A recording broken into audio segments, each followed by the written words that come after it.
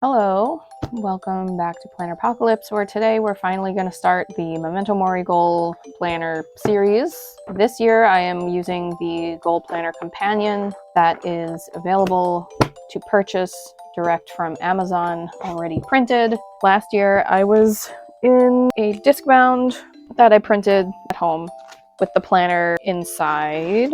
That's available on my Etsy shop.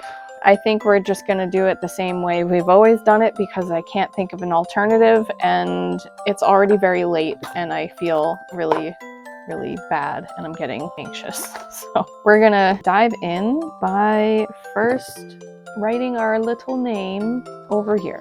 And this is probably going to bleed through, but it's fine. It's a me, Momo. And that bled a little tiny bit, but we are going to set my timer, I think, for an hour. I will film for an hour, and then wherever we stop is where we stop, and I will edit, and God knows how long this series is going to be this year. Okay. All right, as a disclaimer, if you are just tuning in here for the first time, this is a goal planner that uses death positivity as a way to give you perspective on your goals, looking at the end of your life and seeing where you want to go from where you are. And so we're going to go through the 9 Contemplations of Dying. If that's not for you, thanks for stopping by and have a good day. But yeah, you just want to take a deep breath. Blow it out. Do that a couple more times.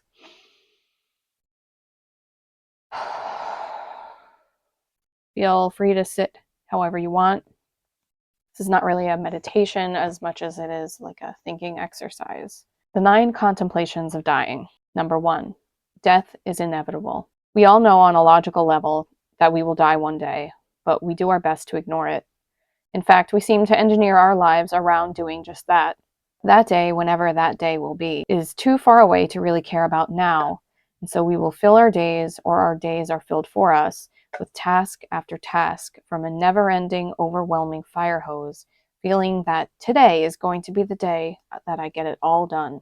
Number 2, our lifespans are decreasing continuously, but the fundamental issue with trying to get it all done is that as finite human beings, there are more things to do conceived by either ourselves or anyone with the internet connection, or both, that we can ever possibly have time for. Your time, energy, and attention are like a pie. Everyone wants a bit. However, it's a finite resource, and you only have so much to go around. So who are you giving it to? Where are you directing it? Number 3, death will come whether we are prepared for it or not. There are things we can do to prepare for our own deaths, such as writing our wills to ensure our loved ones are cared for, discussing our end of life and funeral wishes, and setting aside funeral expenses. But other than that, everyone dies with a to-do list. Is there something lingering on your to-do list that you've constantly pushed back because it's not the right time?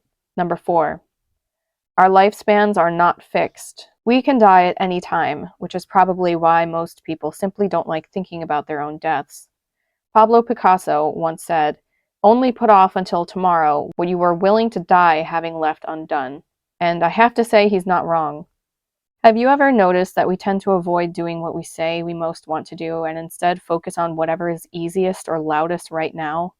Vowing to someday take that trip or write that book? Maybe we say that the thing that we want is too important and needs our full focus, so we'll wait until we have the time. Or maybe we tell ourselves that we just don't know enough yet and spend more time than necessary researching, but never actually take steps to build the skills and hands-on experience we need to do the thing. This is a classic tactic, my favorite, to avoid the pain of facing our mortality, to accept that there truly isn't enough time to do everything we can possibly conceive of doing. The fear of missing out is all too real, especially in the context of our finitude. Number 5, there are many causes of death. This can lead us down some rather horrific doom spirals if we let it, almost in some kind of reverse fear of missing out. There are too many options, but we don't want any of them. We simply cannot know which option will be the correct one. Do we even want to know? Similarly, when it comes to decision making, we can be paralyzed by the fear of making the wrong decision. But there are so many factors and branching possibilities that we can't ever be totally sure that we've made the right decision. We just have to decide and walk the path before us, trusting that it is enough. Number 6, the human body is fragile and vulnerable. However able-bodied you are right now, how well are you caring for yourself? Are you taking time to rest? Are you able to eat well? Are you living your one life sustainably, or are you continually pushing yourself into burnout? Number 7, at the time of death, our material resources are of no use to us. Are you managing those resources well right now while you're alive? What will be left to others to care for after you're gone? What kind of legacy do you want to pass on?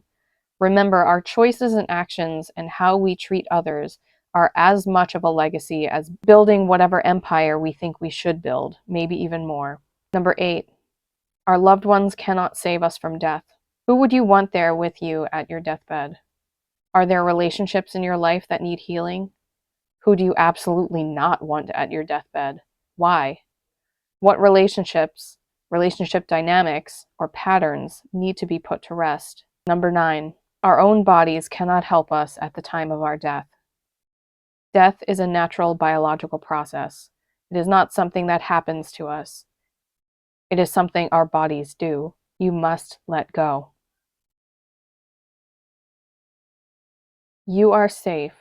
Reflect on how the 9 contemplations of dying made you feel below. Feel free to add more pages if you need more writing space. So I've done this for a few years in a row now.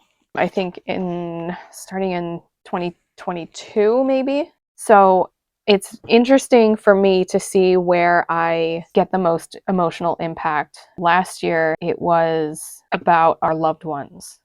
And this year it was number 6, the human body is fragile and vulnerable. And I think that speaks to where I want to focus my attention this year. If you've been a long-time watcher of this channel, you know that 2024 was very hard for me mental health-wise. So this year, especially now that I don't have health insurance, so I can't go to therapy right now, I want to prioritize my health and my mental health so that I do not have another terrible year, hopefully, especially considering the current political climate in the United States and all of that. So yeah, I'm gonna just reflect and then be right back. All right. If you knew you were going to die in 6 months to a year, what would you want to do with your time? What would you prioritize? What would become more important to you? What would become less important to you? Definitely health would become more important. What is that saying about, gosh, I can't even remember right now, but it's you don't really care until it's gone, and then there's only one thing you want. I don't know. I'll look it up and put it on the screen about health. I'm gonna stop now. Less important. Oh man, I don't know. I mean, community would also become more important. Decluttering would be more important because I have a lot of stuff and I don't want to leave it to my family to take care of. And I don't know, selling stuff. I guess it also depends on what would be wrong with me, quote unquote. Like, why am I dying? Because if I was so ill that I couldn't do anything, then it's not like I could put stuff up on eBay, as that's not gonna really matter at all. But likes and clicks and metrics, I would not care about at that point because I'm gonna die. Probably experiences would be more important. Creating content would probably be less important. If I was gonna die in 6 months, I don't think I would be able to get a book out. So there's that. Organizing my important papers on a very practical level. Less important buying things. Yeah. All right. That's great. Good job. That was 15 minutes of my life right there. Okay. What's stopping you from doing these things right now? I mean, honestly, I would like to do storytelling of some kind, but 6 months is not. I have too many ideas to get all that. What's stopping you from doing these things right now? Because quite frankly, you are going to die. We all are. And I promise you that is probably the meanest I will be to you during this time here, probably. Maybe not in 6 months, we can't know exactly when, but one day. Brain dump all of your resistance to doing these things. For example, my dream is to make comics and tell stories. But I'm convinced that my art isn't good enough and that if I post anything online, I will either get my art roasted or literally no one will read my work because the art is bad. Or if they do read it, they'll hate the story, dox me online, and I'll never work in this town or anywhere else again. Your turn. So I have gotten into fan fiction and fan art as of last year. I know, over 40 and finally being like, wow, I could do these things. That's crazy. But I have a real problem with perfectionism and being seen and also being unseen. It's like I want you to look, but now you're seeing too much. So just fear of judgment and rejection, of doing it badly, of doing it wrong. That's basically it. I've talked a lot about my perfectionism issues, and last year I had adopted the saying, let it be shitty, as a mantra that I can use to just try to get me to do the thing, which it's still been difficult, which is why we're at the end of February recording this, or mid-February recording this, and not in January. But how can you use this revelation to take action on what's truly important to you now and not someday? It is only in the present moment that we have the power to take action. The past is gone and cannot be changed, and you can't act in the future since it isn't even here yet. The only time we have is right now. So for me, I'm going to continue with Let It Be Shitty and practice. Get messy, and you'll get better. All right, that's fine. Getting to know you, getting to know all about you. What identities do you currently hold? CEO, mother, bicycle enthusiast, addict, mama's boy, cheese connoisseur, pizza maker, etc. So I will go mother, business owner, artist, writer, fan fiction writer, anime fan, manga fan, queer, stationery addict, little homunculus, community member, daughter, sister, auntie, friend. I guess I'm an author now because this is published, technically. Moonologer, priestess, tarot card reader, little baby hoarder, depressed, anxious, chronically ill / in pain, I guess. I've got hypermobile spectrum disorder, which means I'm very bendy and it hurts my joints, especially now that I'm older. That's good enough. Good enough for me. Okay, great. Peeling back your layers. I've done this so many times now. I think I've done it like 5 times. Whether you are an onion or a parfait, a diamond or a D20, we humans have many, many layers and facets to our beings. If you have ever seen DreamWorks' 2012 computer animated film Rise of the Guardians, you may remember the scene where North, aka Buff Santa, is talking to Jack Frost, our main character, and asks him what his center is. He hands Jack a Matryoshka doll, painted in his buff, beardy likeness. The outer layer is fierce-looking, like the outer layer of the real North, but once he opens up, he is downright jolly.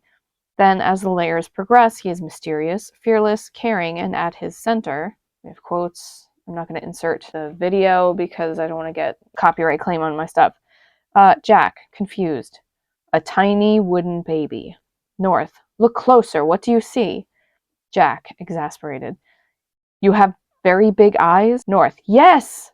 Big eyes, very big. I'm doing an accent now, okay. Because they are full of wonder. That is my center. It is what I was born with. Eyes that have only seen the wonder in everything. Eyes that see lights in the trees and magic in the air. This wonder is what I put into the world and what I protect in children. It is what makes me a guardian. It is my center.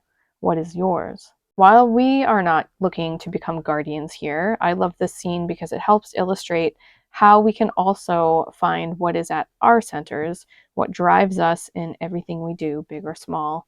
What do you want to put out into the world?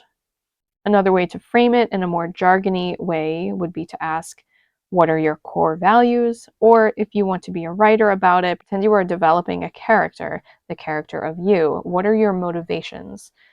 Use the space below to move through your layers and uncover your center. Determine your core values, what motivates you, and what you want to put into the world.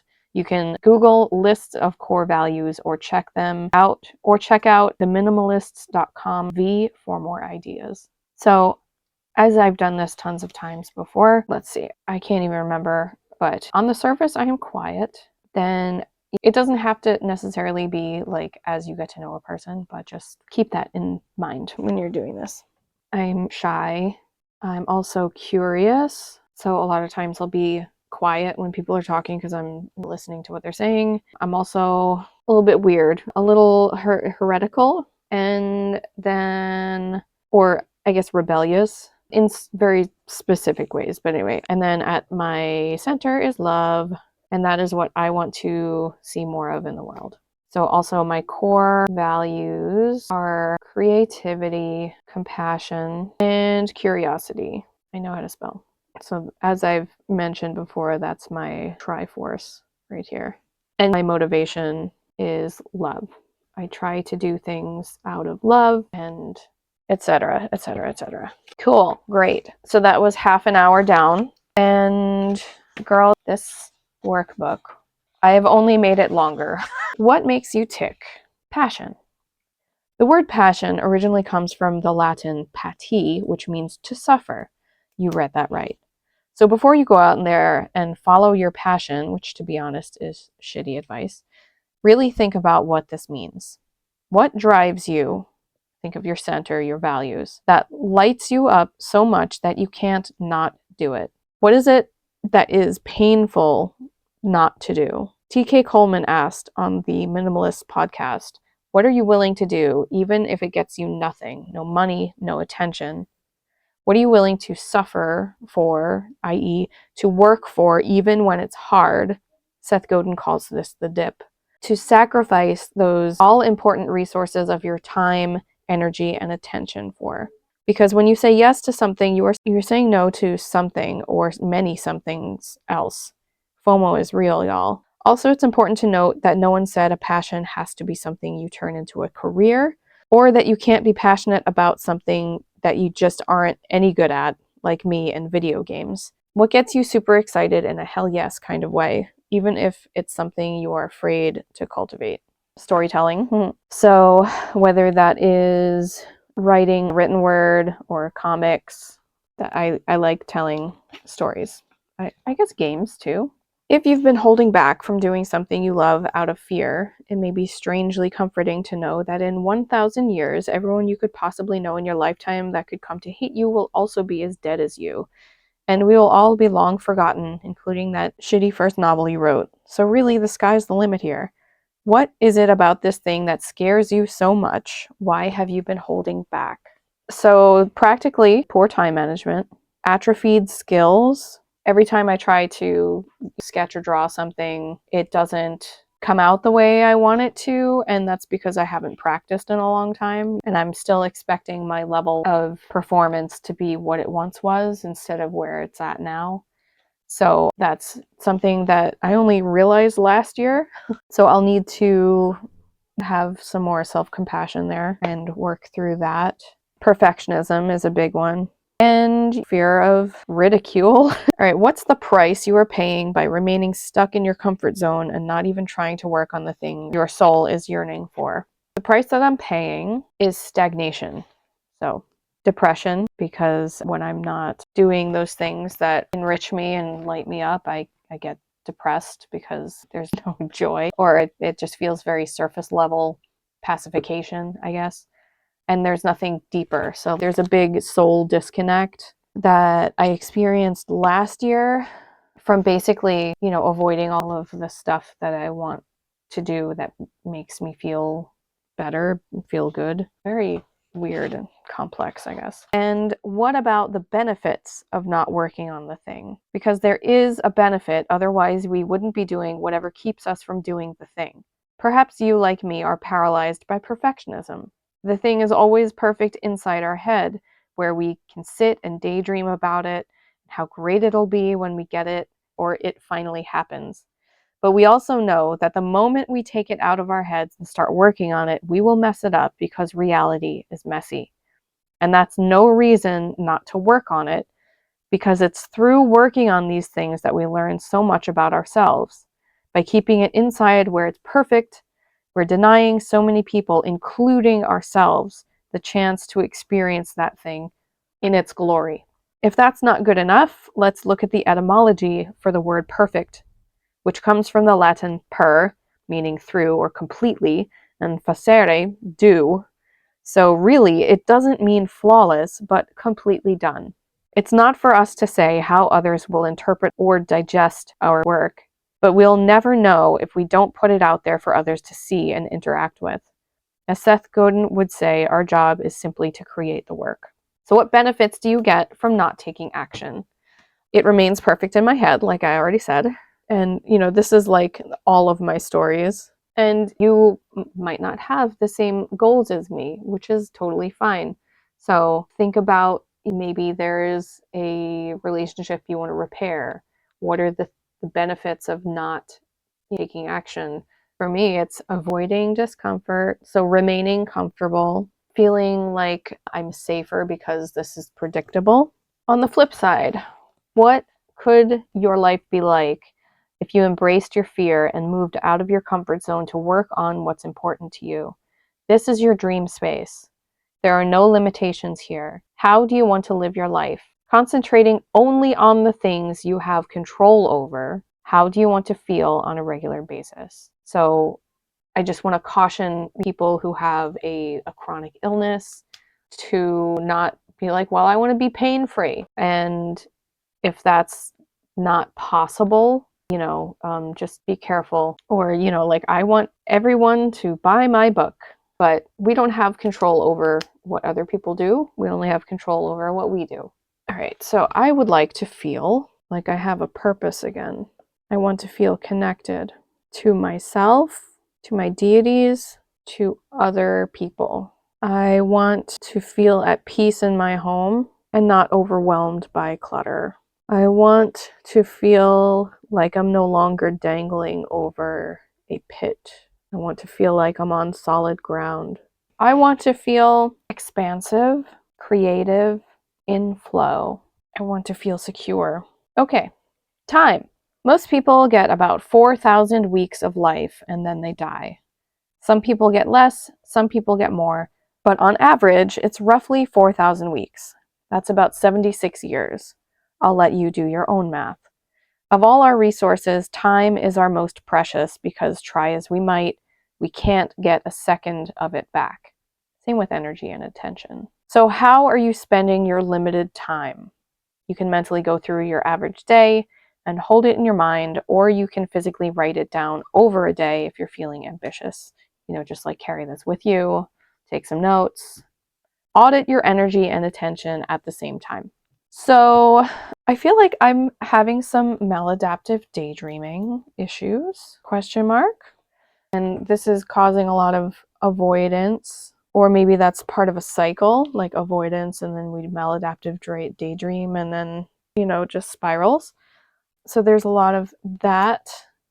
I'm trying to be better at tracking my health. Honestly, I'm spending a lot of time basically on fan fiction, but just the ideas and the development and not necessarily the writing part. So there's a failure of execution there. And also, as much as I have really enjoyed doing the whole fan fiction thing, this has basically completely derailed the book project that I was working on last year. I started in April. I started writing a novel in April, and then by June I was writing fan fiction instead, basically. And I had been trying to write a book to perhaps make money one day, and that didn't happen. So yet again, I must confront that. I think we're going to do this page, and then that will be it, because we're down to 15 minutes, and I think that will probably end this section. Does how you're spending your time align with what you said are your values? Why or why not? Example, if you name creativity as one of your values or even your center, how much time daily are you devoting to creative works? Or is it pushed to the wayside? Yes, I am calling myself out. So for me, I'm stuck in planning mode and not following through to execution. So does it align? I feel like I'm tricking myself into thinking that it is aligned, but I'm still not doing the full thing. Do you know what I mean here? Most of us work 9 to 5 jobs. and aren't able to own our time fully when we're on the clock for someone else, and that's okay. We all need to pay the bills. But be honest now. How much time off the clock do you spend doing mindless, potato-y things like scrolling through social media on your phone or binge watching Netflix or YouTube instead of doing something that really matters to you? Side note, I recognize that sometimes we just cannot function, and life demands are so intense that we cannot do anything but potato-like scroll. Burnout is a very real thing. I've been there many times myself, so I don't want to be parroting those people who tell you to squeeze every second of your spare time and every drop of energy you have to be productive, quote unquote. Guess what? Rest is productive. If you need time to decompress, take it, and maybe think about sleeping a little earlier instead of staying up late to watch XYZ. Your body, mind, and spirit will thank you in the morning. Basically, I'm talking about when everything is fine and yet you're still choosing to do what's easier over what you really want to do for whatever reason you may be avoiding it. So I don't work a 9-to-5 job. I wrote this for other people because most people are not me. Thank God. So let's see. Still choosing to do what's easier over what you really want to do. How much time off the clock do you spend doing these potato things? Ooh, did that bleed? Oh. So, too much time. Because it's easier to just daydream than be faced with the agony of living. That's fine. That sounded pretty dark. How much of your potato time are you willing to sacrifice upon the altar of your dreams so that you can finally start moving toward the things that matter most to you? Remember, passion equals to suffer. I'm not saying that you need to suffer to feel fulfilled, and whoever says that is selling some bullshit. I'm saying here that to focus on what matters to you, you will need to temporarily give up some things that are getting in the way of and distracting you from what you want to do in the big picture. As Derek Sivers says, the hours don't suddenly appear. You have to steal them from comfort. What will you give up now to make time for what you value most in the long run? Pro tip, never steal comfort from sleep. Sleep is a biological necessity. Honestly, I could probably try to spend less time online and more time touching grass, if you will. Last year, I got into a Discord group and it's been really, really fun. I've made friends and that's really nice. However, there are people from all over the world there, so it's always active. And I've basically given up on trying to catch up on conversations that happen while I'm not there. And these are all my Tumblr friends, basically, and other fan fiction writers. And I just need to set up boundaries to allow myself time to work on things. And I gotta figure this out. Okay, so that's going to be the end of part 1 as we are winding down on the hour here. When I let go of what I am, I become what I might be. Thank you, Lao Tzu. But yes, next time we will exhume your true self from under all the bullshit. Are you excited? Are you excited? I'm pretty excited. Yeah, and then this part has new stuff in it. So that will mean a few more videos. This is probably going to be like a 15-part video series at this point. Last year was 10. So it keeps growing like a katamari. And if you are wanting to follow along with me at home, this is available at Amazon. I have a link in the description box down below. If you want to print your own weekly kind of planner here, because this one doesn't have weeklies, but I have a daily planner and I have a weekly planner in my Etsy shop. I have 4 designs this year, 3 weeklies and 1 daily, and then this is just monthly stuff. So you get a prep, you get the calendar, you get this stuff for goal setting, and then you get these lunation pages. I have a whole separate video looking at this and the differences and stuff like that. I will link that up above and below. Thank you so much for watching. Please stay tuned for the next video. Thanks, bye. Till next time.